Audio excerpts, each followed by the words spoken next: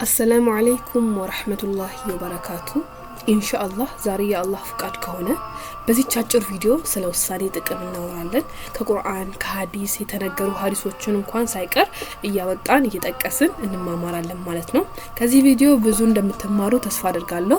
ቪዲዮን እስከ መጨረሻው እዩ። ቪዲዮን ከመጀመራችሁ በፊት ደግሞ ላይክ ሰብስክራይብ ማድረጉን እንዳይረሱ ኢንሻአላህ። ወደ ቪዲዮ በሂጅራ ሁለተኛው አመት ላይ ቁረይሾች መዲናን ለማጥቃት ወሰነው ዝግጅታቸውን ማጠናቀቃቸውን ነብዩ መሐመድ ሰለላሁ ዐለይሂ ወሰለም ደረሳቸው። ወዲያውኑ ባልደረቦቻቸውን ሰብስበው በጉዳዩ ዙሪያ ለመመካከር ወሰኑ። አጀንዳው ጦርነቱ የማይቀር ከሆነ በከተማው ውስጥ የሚገኙ ግንቦችን ተጠቅሞ መዋጋት ወይስ ከመዲና ውጭ መግጠም የቱ ይሻላል የሚለው ነው። በመጨረሻም የነብዩ መሐመድ ሰለላሁ ዐለይሂ ወሰለም ምርጫ ባይሆንም የብዙሃኑ ምርጫ ወጣት ጉጉቱ ከመዲና ውጭ ጠላትን መግጠም ይሻላል የሚል ነው። ይህን ሐሳብ ከደገፉ ሰዎች መካከል ገናናው ጀግና አጎታቸው ሐምዛ ይገኙበታል። ነብዩ ሰለላሁ ዐለይሂ ወሰለም የውይይቱን የመጨረሻ ውጤት ተቀብለው ለጉዞ ዝግጅታቸውን ካጠናቀቁ በኋላ የአላህ መልእክተኛ ሐሳብ ተቃወማችሁ እናንተ የራሳችሁን ሐሳብ አቀረባችሁ በመባባል እርስ በርሳቸው ተወቃቀሱ። ከዚያም ሰዎች ውሳኔያቸውን ቀልብሰው ሐምዛ ሆይ የአላህ መልእክተኛን እርሳቸው የመረጡትን ሐሳብ ለመከተል ዝግጁ ነን በልልን በማለት ሐሳባቸውን ማጠፋቸውን ተናገሩ። ሐምዛም ውሳኔያቸውን ለነብዩ ሰለላሁ ዐለይሂ ወሰለም ሲገልጹላቸው አንድ ነብይ ዘመቻ ለመውጣት ወስኖ የጦር ልብሱን ከለበሰ በኋላ እስኪዋጋ ድረስ አያወልቅም በማለት ውሳኔያቸውን እንደሚያጸኑ ቁርጠኝነታቸውን ገለጹ። ነብዩ መሐመድ ሰለላሁ ዐለይሂ ወሰለም ጉዳዩ በወህይ የተወሰነ ስላልሆነ ወደ ውይይት አመጡት። በወህይ የተገለጸ ቢሆን ኖሮ ለውይይት አያቀርቡትም ነበር። በመጨረሻም ነብዩ ሰለላሁ ዐለይሂ ወሰለም የብዙሃኑ ምርጫ ወደ ተግባር ለመለወጥ ከወሰኑ በኋላ ሰዎች የነብዩን ሰለላሁ ዐለይሂ ወሰለም ሐሳብ መጋፋታቸውን ተሰማቸው። ነገር ግን ይህ ምርጫቸው ሆኖ ሳይሆን እርሳቸውን ለማክበር ሲሉ ያደረጉት ነው። ከዚህም የተነሳ ነብዩ ሰለላሁ ዐለይሂ ወሰለም ይህንን የሁለተኛውን ሐሳብ ውድቅ አድርገዋል። ይህ የሚያሳየው አንድን ነገር አስቀድሞ ዙሪያውን ማጥናትና ጉዳዩ ከሚመለከታቸው ጋር መወያየት ከዚያም መወሰን በመጨረሻም በውሳኔ መጽናት እንደሚያስፈልግ ነው። የውሳኔ ሰው ማለት ለመጀመርም ሆነ ለመጨረስ ኃላፊነት የሚወስድ ነው። የውሳኔ ሰው ማለት ለመሆን ወይም ላለመሆን የሚያስችለውን ጠንካራ የስሜት ዝግጅት ማድረግ የሚችል ነው። የውሳኔ ሰው ማለት መጥፎና ደካማ ልምዶችን አሸንፎ የማሸነፍ ብቃት ያለው ነው። የውሳኔ ሰው ማለት ስሜት በሁኔታዎች ከፍና ዝቅ በሚልበት ጊዜ አላማ ካደረገው ነገር ሳያፈገፍግ ወደፊት የመቀጠል ልምምድ ያለው ነው። የውሳኔ ሰው ማለት ግትርነትንም ሆነ ለምጥምጥነት ባህሪ የሌለው ነው። የውሳኔ ሰው ማለት በስሜት የማይነዳ አስቦ ለመወሰን የማይቸገር ነው። ሁላችንም በውስጣችን ብዙ ሐሳቦች አሉን፣ ነገር ግን ወደ ተግባር ለመለወጥ እንቸገራለን። ምክንያቱም ሁሉም ነገር በሐሳብ ደረጃ ያለ ቀላል ነው። ዳሩ ግን ያሰብነውን ወደ ተግባር ለማምጣት የሚያስፈልገውን የትዕግስት ወጪ ቀላል አይደለም። የዚህ አንዱ ምክንያት ተግባር ከኛ ውጪ ከሆነና ከማንቆጣጠራቸው ነገሮች ጋር የሚነካካ መሆኑ ነው። ሌላኛው ምክንያት ደግሞ አንዳንዶቻችን የውሳኔ ሰው የማንሆንበት በመጥፎ ልምዶቻችን ሳቢያ በጽናት ወደፊት የመሄድ ችግር ስለሚገጥመን ነው። አንዳንዶቻችን ከልክ ያለፈ ማህበራዊ፣ ቤተሰባዊ፣ የጓደኛ ግንኙነቶች ስላሉን በእነርሱ ሳቢያ ድርጊቶቻችንና ውሳኔዎቻችን ፈተና ላይ ስለሚወድቁብን ነው። አንዳንዶቻችን ከምቾት ቀጠናዎች ላለመውጣት ስንል የመወሰን ስለምንቸገር ነው። አንዳንዶቻችን ከልክ ያለፉ ጥያቄዎቻችን ፈላጊዎች ስለሆነ ነው። አንዳንዶቻችን የማመንታት አባዜ ስላለብን ነው። በአንጻሩ ደግሞ አንዳንዶቻችን ያለምንም አስተውሎ በወሳኝ ጉዳዮች ላይ ሳይቀር ፈጥነን በስሜት የምንወስን አለን። ትክክለኛው ነገር በትክክለኛው ጊዜና ቦታ የምንወስን ጥቂቶች ነን። አንድ ሰው የመወሰንና የድርጊት አቅም እንዲኖረው የሚያደርጉ ሁለት ወሳኝ ነገሮች መኖራቸውን ጠበብት ይናገራሉ። እነርሱም ውሳኔ በሚያስፈልገው ነገር ላይ በቂ ዕውቀት ማግኘት እና የፍላጎት መኖር ነው። ሰው በቂ ዕውቀት ኖሮት ፍላጎት ከሌለው ዕውቀቱ ብቻውን የውሳኔ ሰው አያደርገውም። እንዲሁም ግልጽ ባልሆነ ነገርም መወሰን አስቸጋሪ ነው። ብዙ ጊዜ የድርጊት አቅምና የውሳኔ ቁርጠኝነትን የምናመጣው ካለን ነገር የበለጠ የጎደሉን ነገሮች ላይ ስለምናተኩር ነው። ምክንያቱም እንዲህ አይነት በራስ ላይ ያለ እይታ በራስ መተማመን በፍጥነት ያጠፋል። በራስ መተማመን ማጣት ደግሞ የራሳችን የሆነ ግንዛቤ ሳይኖረን በሌላ ሰው ሐሳብ ላይ ብቻ ጥገኛ እንድንሆን ያደርገናል። ብዙ ሰዎች በቂ ዕውቀትም ሆነ የድርጊት አቅም ያያላቸው በጉለታቸው ላይ ስለሚያተኩሩ ብቻ ከተለምዷዊና ከተራ ህይወታቸው ከፍ ያለ ድርጊት ወይም የመሆን ቁርጠኝነትን ያጣሉ። ሆኖ ግን ሁሉም ሰው በመጨረሻ የውሳኔው ውጤት ነው። ማለትም የሰው ልጅ በውሳኔው ያጣል፣ በውሳኔው ያገኛል፣ በውሳኔው ይጎዳል፣ በውሳኔው ያተርፋል። ከዚህም የተነሳ ታላቁ ቁርአን በውሳኔ ላይ ቁርጠኛ መሆንን እና እስከ መጨረሻው ድረስ ጸንቶ መዝለቅን ያዛል፣ ደጋግሞም ይመክራል። የውሳኔ ሰዎችን ያወድሳል። ለአብነት ያክል የሚከተሉትን እንመልከት።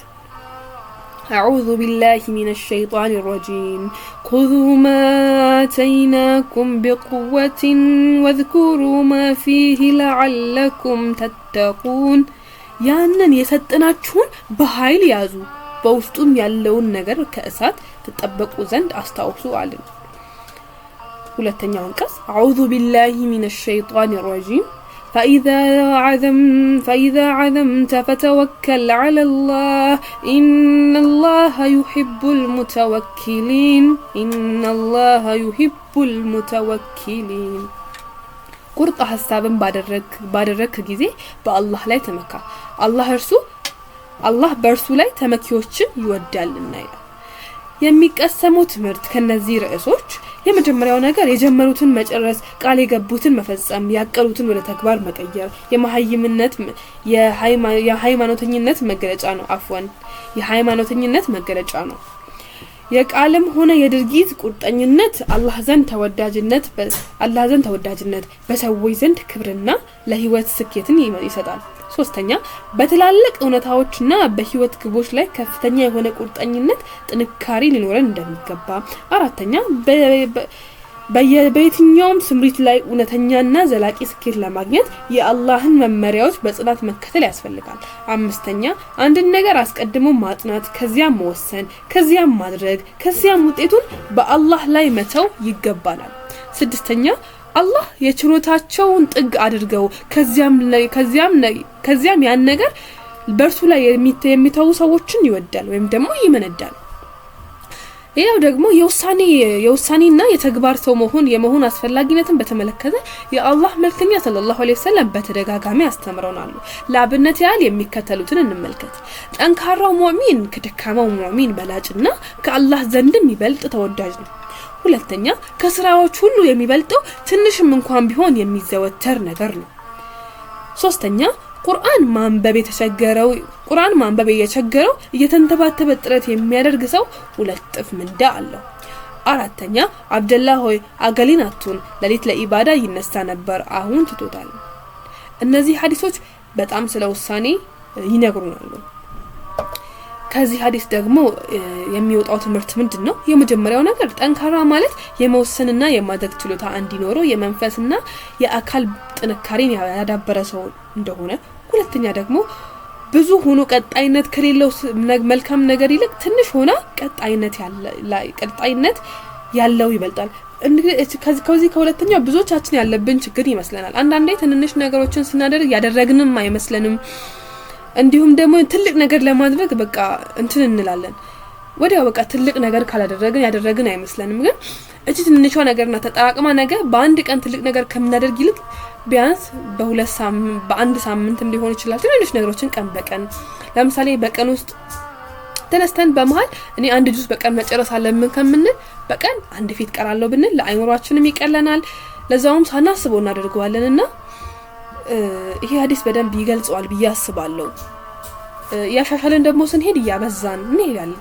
ግን ስንጀምር ከትንሹ ብንጀምር የተሻለ ነው ብዬ አስባለሁ። ይሄም ከኔ ከራሴ ህይወትም የተማርኩት ነው። ብዙ ጊዜ ትልልቅ ነገሮችን አድርጋለሁ ብዬ ስነሳና ቆይ እስቲ ከትንሽ ልጀምር ብዬ ስነሳ በጣም ነው ውጤቴ የሚለያየው ማለት ነው። ትልቅ ነገር አደርጋለሁ ያልኩኝ ቀን ምንም አላደርግበት ጊዜ አለ፣ ግን ትንሿን ብዬ እንትን ስል ውጤት አያለው።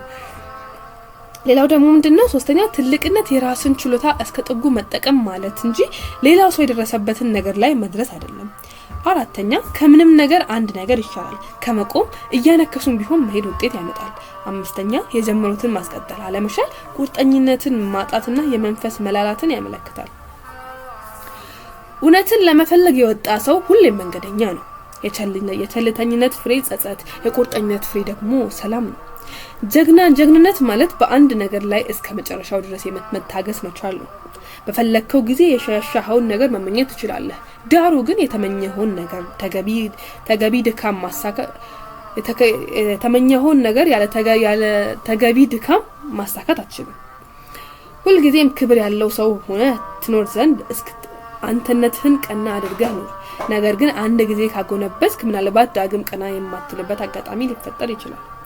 ቁርጠኝነት መጥፎ ልማድን የመስበር ፍርሃትን የማሸነፍና በማይሰለች የስሜት ሁኔታ ውስጥ ቢሆንም እንኳን ወደፊት የማስቀጠል ስራ ነው። ስሜታዊ ሰዎች በቀላሉ ይደሰታሉ፣ በቀላሉም ይከፋሉ። ባለማወቅ ካለፈን ነገር የበለጠ በቸልተኝነት ያጣነው ነገር በጣም ያናደናል። እስከ መጨረሻው ድረስ መሄድ ካልቻልክ መንገድን አትጀምር። ችግርህን ነገ እፈታዋለሁ ብለህ ቀጠሮ አትስጥ። ነገ ሌላ ችግር ይዞ ብቅ ሲል ሊደራረብብህ ይችላል። ኢንሻአላህ ለዛሬ ያሰብኩላችሁ እናንተን ይጠቅማል፣ ያስተምራል፣ ወደፊት አንድ እርምጃ ያራምዳችኋል ብዬ ያሰብኩት ቪዲዮ ይሄን ይመስላል። በዚህ ቪዲዮ አስተያየት ካላችሁ እንዲህ ቢሆን እንዲህ ይስተካከል የምትሉትም ነገር ካለ ኢንሻአላህ ተዓላ እኔ ለማስተካከል ዝግጁ ነኝ። ያላችሁን ሐሳብ የተመቻችሁትን ርዕስ ኮሜንት ላይ አድርጉልኝ። ቀጣይ ደግሞ እንሰራላችሁ የምትፈልጉት የሆነ ሐሳብ ካለ ያን ሐሳብ ኮሜንት ላይ ጻፉልኝ ማለት ነው። ላይክ ካላደረጋችሁ ላይክ፣ ሰብስክራይብ ካላደረጋችሁ ሰብስክራይብ በማድረግ እኔን አበረታቱኝ። ወሰላሙ አለይኩም ወራህመቱላሂ ወበረካቱ። ለዲናችን አንድ እርምጃ ወደፊት